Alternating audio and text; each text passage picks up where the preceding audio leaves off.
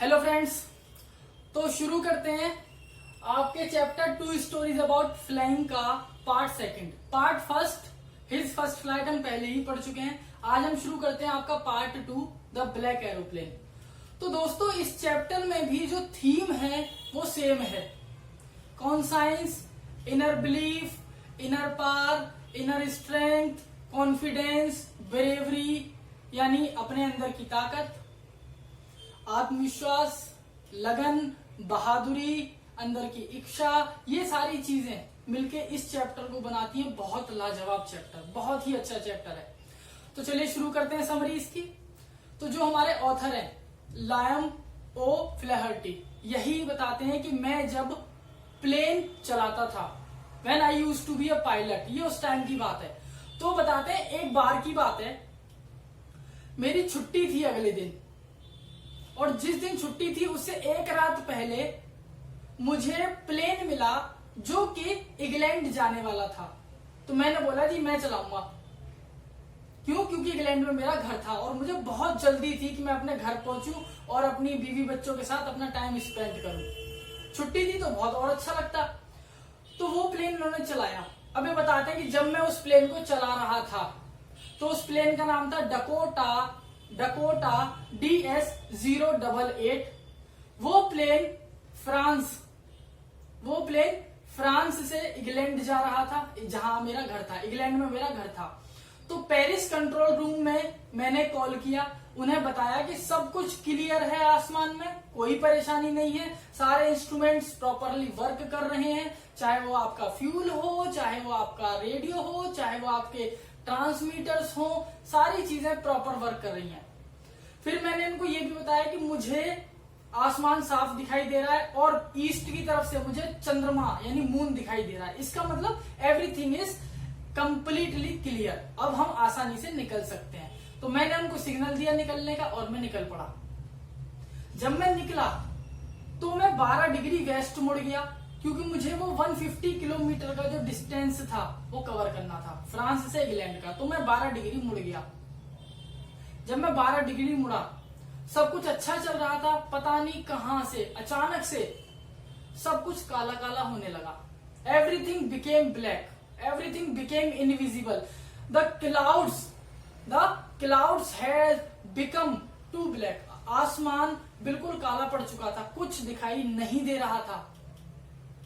पर पता नहीं अंदर से लग रहा था कि यार मैं बचा लूंगा इसमें से, मैं लोगों को इसमें से निकाल दूंगा, मैं बचा सकता हूं। And I used my inner belief, मैंने अपने अंदर के जो विश्वास था उसको इस्तेमाल करा और मैं उड़ता रहा।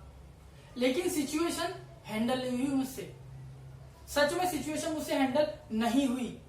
क्यों? क्योंकि जो प्लेन की लाइट्स थी वो सब ऑफ हो गई, जो इंस्ट्रूमेंट्स थे, चाहे रेडियो, चाहे ट्रांसमीटर, चाहे कंपास नीडल, सब ने काम करना बंद कर दिया। मैं कांटेक्ट नहीं कर पा रहा था पेरिस कंट्रोल रूम से। अब मेरी हालत खराब होने लगी, मुझे समझ में नहीं आ रहा था मैं क्या करूं। I was completely frightened now, अब मैं डर चुका था। आई वॉज फ्रीजिंग, मेरे हाथ पैर कांप रहे थे, मुझे समझ में नहीं आया कि मैं क्या करूं। अब मैं जहां भी देख रहा था मुझे ऐसा लगा कि हर तरफ काली चट्टाने हैं, काले पहाड़ हैं, ब्लैक माउंटेन्स हैं। तो यहां से एक आपका एक्सट्रैक्ट बनता है, स्टॉर्म इन क्लाउड्स लाइक ब्लैक माउंटेन। यानी ब्लैक माउंटेन यहाँ ऐसा नहीं है कि कोई चट्टान आ रही थी, मतलब ये था कि सिर्फ बादल जो थे बिल्कुल काली चट्टान की तरह दिख रहे थे, कुछ नहीं दिख रहा था, सिर्फ सब कुछ काले काला दिख रहा था। कोशिश भी करी निकालने की, लेकिन ऑल इन वेन, सब बेकार हो गया। अब नहीं समझ में आया करूं क्या। उसके बाद ये बताते हैं आपको, जैसे ही मैं अब अंधेरे में मैं चल रहा हूं अब, तो मुझे कहीं से एक ब्लैक एरोप्लेन दिखाई दिया। उस ब्लैक एरोप्लेन में मुझे लाइट जलती हुई दिखाई दी और एक हाथ दिखाई दिया ऐसे वेव करता हुआ, ऐसे करता हुआ। यानी मेरा एरोप्लेन ये रहा और एक एरोप्लेन ये रहा जो ब्लैक एरोप्लेन है। ये ब्लैक एरोप्लेन आगे जा रहा है और इसमें से एक हाथ ऐसे हिलता हुआ दिखाई दे रहा है। यानी वो हाथ कह रहा है मुझसे, वेविंग हैंड, वो हिलता हुआ हाथ मुझसे कह रहा है कि फॉलो करो। मैंने उसको फॉलो किया एक ओबीडियंट चाइल्ड की तरह। जैसे बच्चे को आप बोल दो यहाँ बैठ, ये कर, वो करता है, चाहे डर से चाहे प्यार से। तो ऐसे ही मैंने उसको एक ओबीडियंट बच्चे की तरह, एक सिंसियर बच्चे की तरह मैंने फॉलो किया। यहां से एक्सट्रैक्ट बनता है, I followed the black aeroplane I followed the waving hand like an obedient child. तो क्यों करा? क्योंकि उसको बचना था, उसको उन पैसेंजर्स को बचाना था। चलिए अब उसने उसको फॉलो करना शुरू करा। अब वो देख रहा है नीडल वीडल कुछ काम नहीं कर रही, रेडियो कुछ काम नहीं कर रहा, लाइट कोई काम नहीं कर रही, बस वो फॉलो करता जा रहा है। अब इतनी दिक्कत कम तो थी नहीं, एक दिक्कत और आ गई। उसे पता लगा कि जो फ्यूल है, फ्यूल वो बचा है 5 से 10 मिनट का। अब डिस्टेंस तो वो मेजर कर नहीं पा रहा कितना मुझे पहुंचना है, तो उसने कुछ नहीं सोचा, वो बस उस ब्लैक एरोप्लेन को फॉलो करता रहा और अगले 5 मिनट में वो सेफली लैंड कर गया। इंग्लैंड सेफली लैंड कर गया। अब जैसे ही उसने लैंड करा, बस उसको ये लगा कि यार मुझे I have to meet that pilot, मुझे उससे मिलना है, and I have to show my gratitude to him, मुझे उसको थैंक यू बोलना है, उस बंदे ने हमें बचा लिया। जैसे ही ये कंट्रोल रूम में जाते हैं, वहां जो लेडी इंचार्ज होती है उनसे पूछते हैं कि मैम ये बताइए, वो एक ब्लैक एरोप्लेन था जो मेरे आगे चल रहा था, जिसने मुझे रास्ता दिखाया, उसके पायलट कहाँ मिलेंगे, मुझे मिलना है उनसे। भाई साहब लेडी चौंक गई, है भैया कौन सा एरोप्लेन? कोई एरोप्लेन नहीं था। अब जैसे ही उन्होंने ये बात सुनी वो चौंक गए, कहते हैं अरे मैडम था, उसने मुझे हाथ दिया, मैंने उसको फॉलो किया। कहती है भाई साहब कोई एरोप्लेन नहीं था। Sir there was no aeroplane. Sir जी कोई एरोप्लेन नहीं था, आज की रात इकलौता सिर्फ आपका ही एरोप्लेन था जो उड़ रहा था, बाकी कोई एरोप्लेन नहीं उड़ रहा था आज। अब ये बंदा जो है ये रह गया वंडर स्ट्रक। वंडर स्ट्रक मतलब उसे ऐसा लगा कोई जादू चमत्कार हो गया, समझ में नहीं आया क्या समझे क्या सोचे, कुछ नहीं समझ में आया।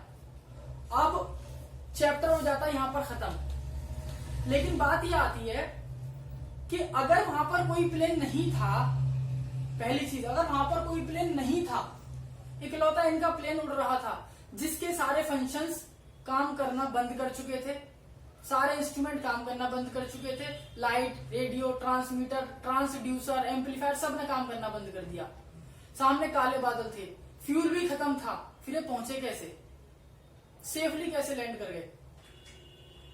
तो अगर हम रीडर्स के हिसाब से सोचें तो ये क्वेश्चंस होते हैं वैल्यू बेस्ड क्वेश्चंस। इसके हमारे पास बहुत सारे आंसर हैं, तो अगर हम अपने हिसाब से आंसर देंगे तो हमारा आंसर होना चाहिए कि भाई उसकी इनर विल, उसकी स्ट्रेंथ, उसकी इनर पावर, उसका सेल्फ कॉन्फिडेंस, उसकी ब्रेवरी और जो उसका पॉजिटिव एटीट्यूड था, उसका जो पॉजिटिव एटीट्यूड था उसकी वजह से ये बंदा सेफली लैंड कर गया। लेकिन अगर हम बात करते हैं पायलट के हिसाब से, राइटर के हिसाब से, तो राइटर के लिए क्या है अभी तक? It is still a mystery. Writer के लिए क्या है? अभी तक एक मिस्ट्री है कि हुआ कैसे। इसका एक एग्जांपल आप ऐसे ले सकते हैं कि जब युवराज सिंह ने 6 छक्के मारे थे तो क्या उन्हें लगा था मैं मार दूंगा 6 छक्के? पहली बॉल से तो नहीं लगा होगा ना, दूसरी तीसरी के बाद लगा होगा। हायर 3 लग गए तो हो सकता है 3 भी लग जाए, और वो लग गए। सेम केस यहां हुआ, जब आपने 3 छक्के देखे तो आपको भी लगा यार चौथा ठीक है लग गया, 5वां छठा तो इम्पॉसिबल लग रहा था, बस सब हाथ जोड़ के बैठे थे छठा लग जाए। सेम केस यहाँ हुआ, हम सोच रहे थे क्योंकि हम रीडर हैं, हम देख रहे हैं, तो हमारे लिए उसकी पावर्स जो है वो ये है सारी, inner will, conscience, inner strength, इसीलिए वो सेफली लैंड कर गया। लेकिन अगर युवराज सिंह की बात करें तो उनके लिए क्या था, वो अभी तक एक मिस्ट्री होगी, कैसे मारे 6 छक्के, क्योंकि प्लान्ड तो था नहीं। तो दोस्तों उम्मीद करता हूं ये चैप्टर भी पसंद आया होगा। बाकी मिलते हैं अगली वीडियो के साथ। Till then enjoy everyone, thank you very much.